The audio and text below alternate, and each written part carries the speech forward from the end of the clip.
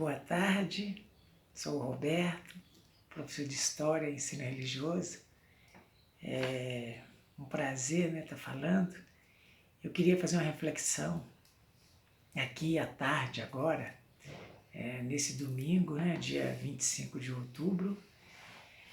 É uma reflexão sobre o que a gente tem vivido, que eu tenho já comentado com alguns dos meus companheiros, amigos e amigas, pelo WhatsApp. A minha reflexão hoje é sobre o Salmo, baseado no Salmo 69, no verso 4. Lá, esse Salmo que foi escrito por Davi, pelo rei Davi, 1000 anos antes de Cristo, Davi escreveu. E esse verso 4, ele fala o seguinte, que meus inimigos, são muitos e são muito fortes. E ele diz o seguinte, que eu paguei aquilo que eu não devia. Então me chama a atenção essa questão de eu paguei uma dívida que não era minha. Esse salmo é considerado um salmo messiânico, ou seja, o que é salmo messiânico? É um salmo que refere ao Messias, o Cristo, que era o Messias prometido, que haveria de vir. Então Cristo, a anunciação dele, eu sempre falo nos estudos, que a vinda de Cristo foi anunciada, isso é uma prova da verdade da Bíblia, foi anunciado desde sempre, desde muitos anos antes dele vir, E o Cristo é tão importante na história, ele é importante, ele é tão insubstituível, que o tempo está ligado à pessoa dele, Nós estamos no ano 2020, eu mencionei aqui, é 2020 desde que Cristo nasceu, Davi viveu 1000 anos antes de Cristo nascer, Antes da vinda do Messias. E mesmo assim, a Bíblia no Antigo Testamento tem vários enunciados que falam do Messias que viria, E inclusive o próprio Salmo 69, como o Salmo 22, por exemplo, que ele fortemente dá sinais de que Cristo viria, das coisas que aconteceram com o Senhor Jesus, foi anunciado muito forte, o Salmo 22, mas o Salmo 69, se você continuar lendo, você vai ver mais sinais do Messias, Mas o meu ponto aqui, que hoje, é sobre o versículo 4, quando ele diz, 1 a 4, Quando ele diz que eu paguei uma dívida que não era minha. Então, o que isso quer dizer?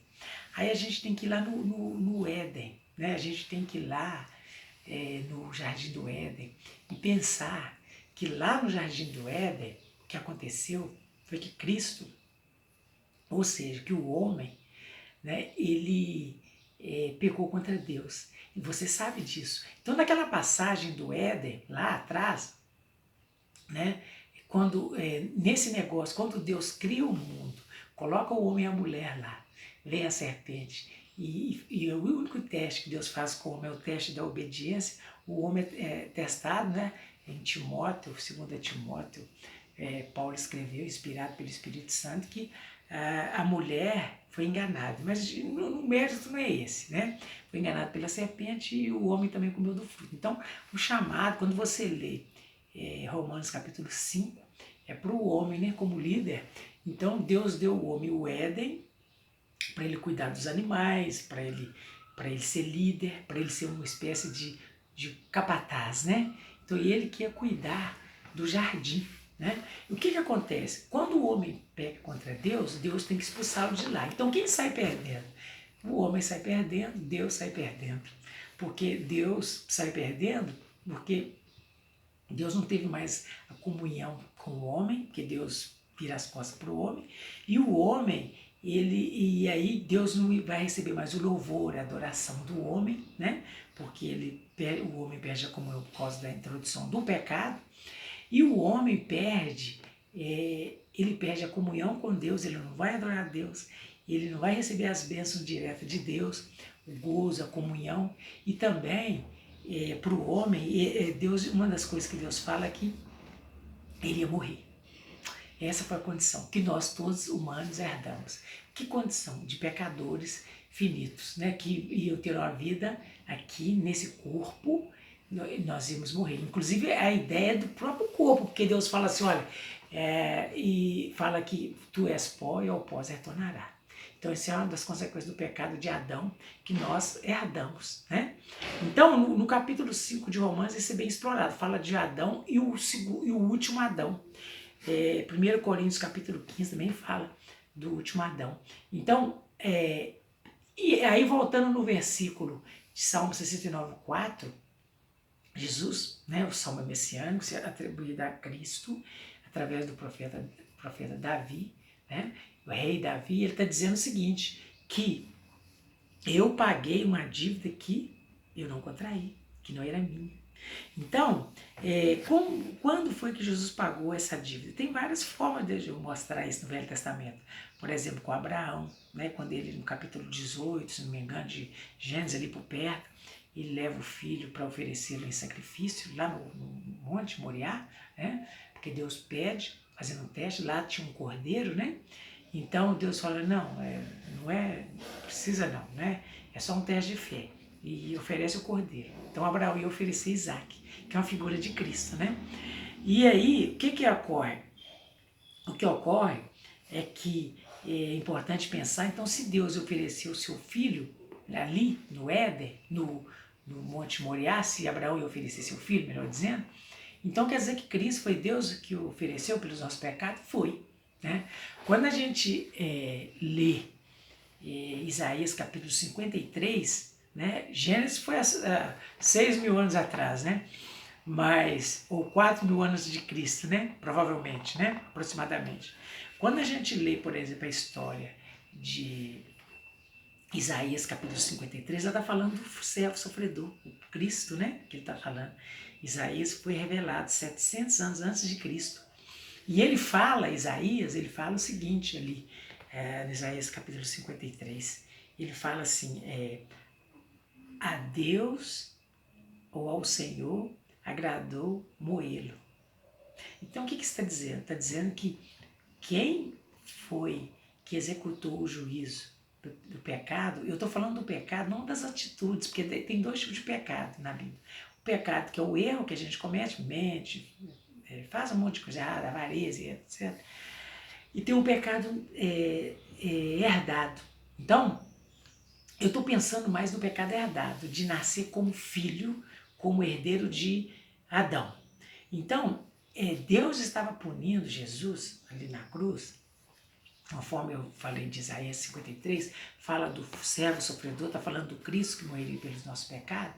Então Deus estava punindo na cruz, lá no Gólgota, no livro de Mateus, lá no finalzinho, capítulo 27, por aí, esse Cristo que viria morrer pelos nossos pecados, Deus Filho que ia encarnar, Deus é o Filho, ele é duas coisas, ele é um homem, né? Homem e Deus, né?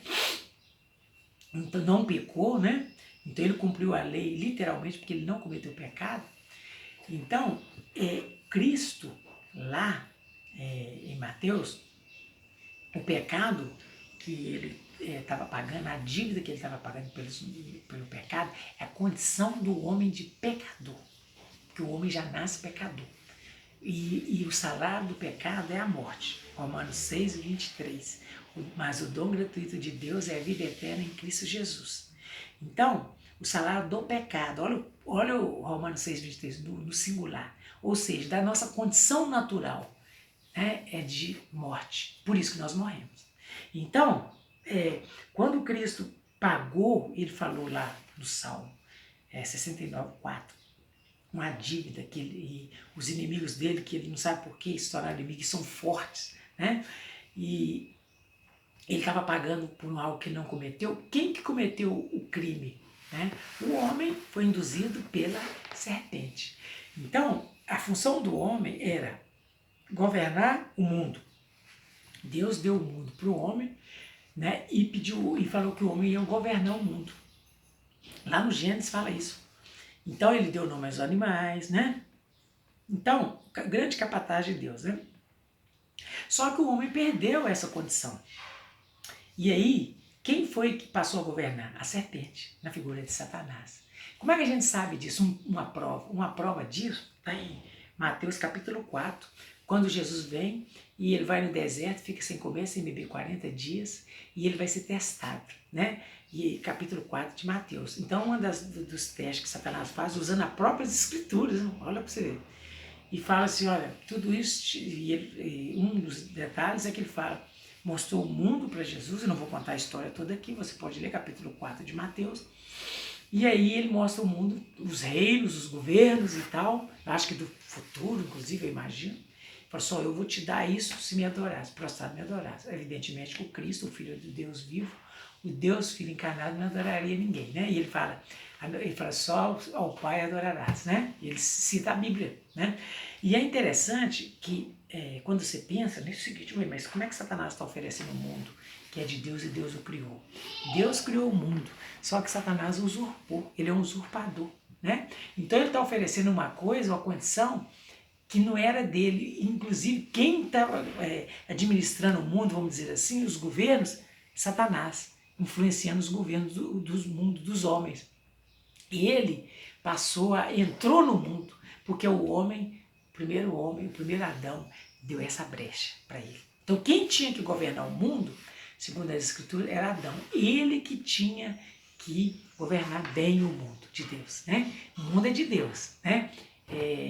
Salmo 24 fala que Deus é dono do mundo, o mundo é dele, né? Então quem está governando o mundo foi uma das criaturas de Deus que se rebelou contra ele, foi Satanás e os demônios, né? 1/3 dos demônios seguiram Satanás, conforme Apocalipse capítulo 12. Então, o que acontece? Esse mundo, veja como que a Bíblia traz a resposta para os seus anseios nesse mundo. Eu tenho recebido várias postagens de política. E uma das coisas que eu quero falar sobre esse assunto hoje é por causa da política. A política preocupa, as eleições preocupam, quem vai governar a cidade, o Brasil, o mundo preocupam, mas a Bíblia já fala alguma coisa sobre isso. Então, quem governa o mundo, quem influencia os reinos, hoje é Satanás, tá? Segundo a Bíblia. Desculpa. É por isso que a Bíblia fala que a nossa luta como cristãos não é contra carne nem sangue, ou seja, não é contra pessoas, é contra os principais e potestades, né? No capítulo 6 de Efésios fala isso, que os principais potestades são os anjos maus, os demônios, né? Que influenciam os homens. Você pode perceber na política, você vai observar, você já observou, que quem governa o mundo, o Brasil, por exemplo, são os políticos, os presidentes, os ministros, o legislativo, que são os deputados, senadores, os juízes do Supremo Tribunal Federal, né, dos outros tribunais. Então, o que você percebe? Quanto mais altos os cargos, a maioria deles, né? Injustiça, muita injustiça. Todo dia você recebe uma postagem, ou quase todo dia, de alguma coisa que você acha absurda. E eu também. Só que é o seguinte, não adianta a gente ficar vendo essas postagens. Não vai ser bom para a sua alma, sabe? Vai ser ruim para a sua alma. Então, tem uma passagem que fala que Ló foi libertado de Sodoma e Gomorra até o dia que veio o juízo, né? A história de Ló, né? Por quê? Fala que a alma de Ló, Pedro que comenta isso lá na epístola dele, estava atormentada pelas injustiças que ele via lá. E Ló era um político. Por quê? Porque ele estava sentado na porta da cidade, lá em Sodoma. Então, ele era da liderança da cidade. Então, ele estava envolvido em questões seculares. Então, por isso que o meu apelo, né, aos meus amigos aí do WhatsApp, que alguns eu nem conheço pessoalmente, né, a gente conversa, né, mando mensagens, para essa questão. Gente, foque nas coisas do alto. Tá? Por quê? Porque a política, ficar envolvido, vendo muito, traz sofrimento. Tira um pouco o foco disso, sabe? Porque o que a Bíblia fala sobre o futuro? Eu sou mais da história, do passado. Eu estava conversando com um amigo hoje e estava falando um pouco disso. As coisas futuras, Cristo, a Bíblia diz, e ela diz, tem passagens que diz lá, e ele vai governar. Então, vai ter um governo mundial, a Bíblia diz, né? Vai ter um governo mundial, o anticristo vai governar, vai ter um líder mundial, e eu já sei disso há muitos anos, porque a gente sabe isso da Bíblia, né? E fala que vai ter um governo mundial. vai começar bem, vai fazer sinais maravilhosos, o povo vai ficar encantado. Mas é um governo, depois ele vai mostrar as unhas, quem ele é, depois que ele controlar tudo. Depois vai se voltar contra o povo de Deus, que teme a Deus, contra o Israel de Deus, né? Tem toda uma história aí, que daria um estudo mais longo, né? Então, o que acontece? O que acontece é que depois Cristo vai vir com sua igreja para governar. Agora, lembre-se, nós estamos aqui, a salvação, né? Quando nós cremos em Cristo, recebemos Ele como nosso Salvador, a salvação é da alma. E a salvação do corpo, esse corpo, ao pós retornarás. Nós vamos morrer. Né? E essa é uma condição que nós recebemos de pecado. Não é pecados que cometemos, é de pecado de Adão. Nós herdamos isso. Herdamos o quê? A condição de quê? A condição de mortais. Então isso é a consequência do pecado de Adão. Então todos nós morreremos. Deus, essa questão da alma, resolve agora, quando cremos em Jesus e recebemos Ele como nosso Senhor e Salvador. Tá? Porque ele fala que pagou por algo que não, uma dívida que não era dele. Foi quando ele morreu na cruz. Né? Sem derramamento de sangue não há remissão de pecado. Deus o puniu. Enquanto o homem estava fazendo a maldade, achando que estava matando Jesus, se levantando contra ele, e você vê que até hoje os homens se levantam contra Cristo, instigados por Satanás. Né?